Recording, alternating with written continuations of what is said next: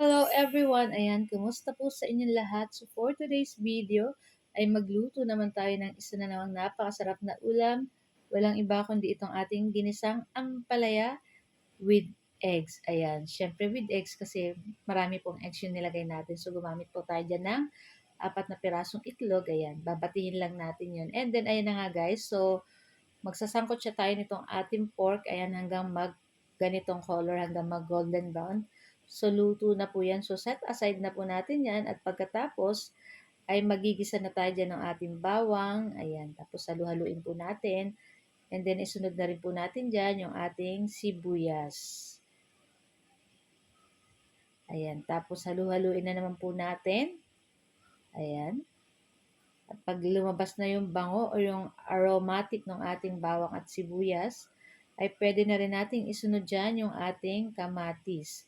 So, gumamit po ako ng kamatis ng mga 3 piraso kasi medyo maliliit lang po yun, kaya 3 yung aking ginamit. So, ayan, ilagay na natin dyan yung ating kamatis. And then, syempre, halu-haluin po natin. So, yung ating ampalaya, ay binabad na po natin yun sa tubig na may asin para hindi po siya ganun kapait. Tapos, naglagay na akong panimpla. Ayan, naglagay na po ako ng paminta. Tapos, nagkonti akong 1 teaspoon na sugar or konti lang. Tapos, naglagay ako ng 1 pork cube. Ayan, tapos, yung ating pork may asin na po yun, kaya may lasa na rin po yun. Tapos ayan, nilagay na natin yung ating ampalaya, tinanggal lang natin siya dun sa tubig na binabadan. Tapos halu-haluin lang po natin. Huwag po natin i-overcook para yung sustansya po ay nandun pa. Ayan. Tapos naglagay lang po ako dyan ng konting tubig, konting-konti lang. Tapos maluluto naman po yan pag nilagyan pa natin yung ating itlog. Ayan. So, masarap po para sa akin, masarap po pag marami po ang itlog. So kahit wala pong pork, masarap po iyan. Basta marami yung itlog. Tapos try nyo pong lagyan ng konting sugar, konti lang po.